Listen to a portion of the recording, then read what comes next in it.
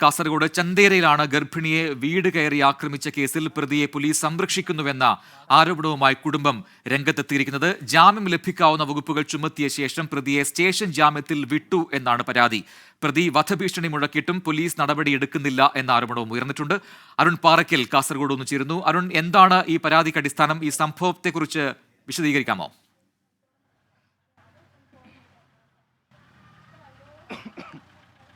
പ്രജൻ, തൃക്കരിപ്പൂർ മാടക്കാലിലാണ് ഈ സംഭവം ഉണ്ടായിരിക്കുന്നത്. അലീനയാണ്, 2 മാസം ഗർഭിണിയാണ്. അവരാണ് പരാതിക്കാരി. നമുക്ക് ദൃശ്യങ്ങളിൽ ആദ്യം ഞാൻ ഈ ദൃശ്യമൊന്ന് കാണിക്കാം. ഇതാണ് അവരുടെ വീടാണ്. ഈ വീട്ടിലേക്കാണ് പ്രതിയായ നൗഫൽ ഇവിടേക്ക് എത്തുകയും വീട് ആക്രമിക്കുകയും ഈ ഗർഭിണിയെ മർദ്ദിക്കുകയും ചെയ്തത്. ഭർത്താവിനെ അന്വേഷിച്ചായിരുന്നു എത്തിയത്. അതിനുശേഷം ഗർഭിണിയെ മർദ്ദിക്കുകയായിരുന്നു. പക്ഷേ ചന്തേര പോലീസിൽ ഇതുമായി ബന്ധപ്പെട്ട പരാതി നൽകി. ആ പരാതിയിൽ കൃത്യമായ നടപടി പോലീസ് എടുക്കുന്നില്ല എന്നാണ് പറയുന്നത്.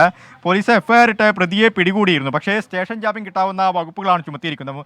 BNS 329, 4, 115, 2, 296B, 351, 324 ഇങ്ങനെയുള്ള വകുപ്പുകളാണ് ചുമത്തിയിരിക്കുന്നത്. ചെറിയ വകുപ്പുകളാണ്. പോലീസിലും ഇതുമായി ബന്ധപ്പെട്ട് നമ്മൾ അന്വേഷിച്ചിരുന്നു. ആ ഘട്ടത്തിലൊക്കെ തന്നെ പോലീസ് പറയുന്നത് ഇവർ മൊഴി നൽകി. ആ മൊഴിയുടെ അടിസ്ഥാനത്തിലാണ് കേസെടുത്തത്. പക്ഷേ ആ മൊഴിയുടെ അടിസ്ഥാനത്തിൽ കേസെടുത്തതിന് ശേഷം മൊഴി ഇവർ വായിച്ചു നോക്കി എന്നൊക്കെ പോലീസും പറയുന്നത്. ഒരു വ്യക്തത ഇക്കാര്യത്തിലില്ല. പക്ഷേ ഗർഭിണിയെ വീട്ടിൽ കയറി ആക്രമിച്ചിട്ടുണ്ട്. അവർക്ക് പരിക്കേറ്റിട്ടുണ്ട്. പരിയാരം മെഡിക്കൽ കോളേജിൽ ചികിത്സ തേടിയിട്ടുണ്ട്.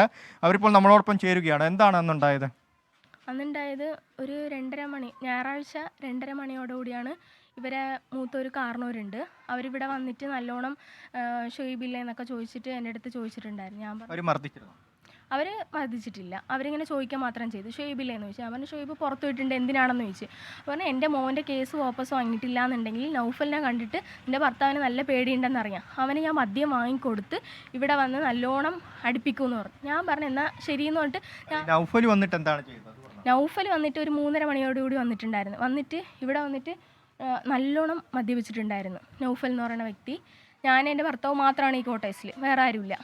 വന്നിട്ട് ഇവിടെ വന്നിട്ട് ഡോറ് നല്ലോണം അടിച്ച് ഇതാക്കി. അപ്പോൾ എൻ്റെ ഭർത്താവ് പുറത്തിറങ്ങിയിട്ട് വന്നിട്ട് ചോദിച്ചു നിനക്ക് എന്താ പ്രശ്നം, നല്ല രീതിക്ക് ചോദിച്ചതാണ്.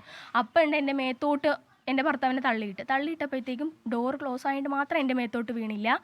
എനിക്കും വേറെ പ്രശ്നങ്ങളൊന്നും ഉണ്ടായി. പിന്നെ ഇവർ രണ്ടാളും കൂടിയിട്ട് നല്ലോണം അടിയായി. നിങ്ങൾ ഹോസ്പിറ്റലിൽ അഡ്മിറ്റ് ആയിരുന്നു? ഞാൻ ഹോസ്പിറ്റലിൽ അഡ്മിറ്റ് ആയിരുന്നു. ശാരീരികമായ അസ്വസ്ഥതകൾ ഉണ്ടായോ? എനിക്ക് അവൻ ചവിട്ടിയതിൽ നിന്ന് എനിക്ക് നല്ലോണം നല്ല പെയിൻ വരാൻ തുടങ്ങിയിട്ടുണ്ടായിരുന്നു. പിന്നെ ഇവർ ഈ പ്രശ്നങ്ങളെല്ലാം കഴിഞ്ഞ 1 മണിക്കൂറായിട്ടുണ്ടായിരുന്നു. അവനാണെങ്കിൽ ഇവിടുന്ന് പോയിട്ടില്ല. പിന്നെ ആ സമയത്ത് ഈ പ്രതി ലഹരി ഉപയോഗിച്ചിരുന്നോ? നല്ലോണം ഉപയോഗിച്ചിട്ടുണ്ടായിരുന്നു. നിങ്ങൾ പോലീസിന് മൊഴി കൊടുത്ത സമയത്ത് ഈ കാര്യങ്ങളൊക്കെ പറഞ്ഞോ? അതായത് വീട്ടിൽ കയറി ഞാൻ പറഞ്ഞിട്ടുണ്ടായിരുന്നു. വീട്ടിൽ കയറിയിട്ടാണോ മർദ്ദിച്ചത്. പിന്നെ നമ്മളെ കണ്ണാടിച്ചിലെല്ലാം പൊട്ടിച്ചിട്ടാണ് അത്. നിങ്ങൾ എത്ര മാസം പ്രഗ്നന്റാ? ഞാൻ 3 മാസമായി. ശരി. പോലീസ് എന്നിട്ട് കേസെടുത്തു, പ്രതിയെ ജാമ്യത്തിൽ വിട്ടു. പോലീസിനെ നമ്മൾ ആദ്യം ഇവിടെ അറിയിച്ചിട്ടാണ് നൗഫൽ എന്ന വ്യക്തിനെ ഇവിടുന്ന് കൊണ്ടുപോയത്. പിന്നെ പോലീസ് നമ്മളെ വിളിച്ച് ചോദിച്ച സമയം പറഞ്ഞിട്ടുണ്ടായിരുന്നു നിങ്ങളിപ്പം കേസൊന്നും തരണ്ട, നിങ്ങൾ ആദ്യം പോയിട്ട് നിങ്ങളെ ഹെൽത്ത് നോക്കിക്കോ, ഹോസ്പിറ്റലിൽ പോയി അഡ്മിറ്റ് ആയിക്കോ, അങ്ങനെ പറഞ്ഞു. പ്രജിൻ, ഇത് തന്നെയാണ് ഇപ്പോൾ ഇവർ പറയുന്നതനുസരിച്ച് പ്രതിക്കെതിരെ ഒരു ശക്തമായ വകുപ്പുകൾ ചുമത്തിയില്ല, അവരെ സ്റ്റേഷൻ ജാമ്യത്തിൽ വിട്ടു എന്നൊരു ആരോപണമാണ് ഇപ്പോൾ ഉയർന്നു വരുന്നത്. പോലീസിൽ നമ്മൾ അന്വേഷിക്കുന്ന സമയത്ത് പോലീസിൽ ഒരു വ്യക്തമായ മറുപടി നൽകുന്നില്ല. ഇവർ പറയുന്ന പരാതിയുടെ അടിസ്ഥാനത്തിലാണ് മൊഴിയെടുത്തതെന്ന് പറയുന്നുണ്ട്. പക്ഷേ ഇവർക്ക് പരിക്കേറ്റിട്ടുണ്ട്. പരിയാരം മെഡിക്കൽ കോളേജിൽ ചികിത്സയിൽ കഴിഞ്ഞിട്ടുണ്ട്. വീടിൻ്റെ ഗ്ലാസിൻ്റെയൊക്കെ അവസ്ഥ നമ്മളിപ്പോൾ കാണിച്ചതാണ്. അത്രത്തോളം ഗുരുതരമായൊരു അക്രമം ഉണ്ടായിട്ടുണ്ട്. പക്ഷേ പോലീസ് എന്തുകൊണ്ടാണ് ഇത്തരത്തിലുള്ള ഒരു കൃത്യം നടത്തുന്നത്, എന്തുകൊണ്ടാണ് കേസ് എങ്ങനെ ഒതുക്കി തീർക്കാൻ ശ്രമിക്കുന്നതെന്നാണ് വിചിത്രമായി തോന്നുന്നത്. പ്രജിൻ. ശരി, അരുൺ പാറക്കിലാണ് വിശദാംശങ്ങൾ നൽകിയത് കാസർഗോഡ് നിന്നും.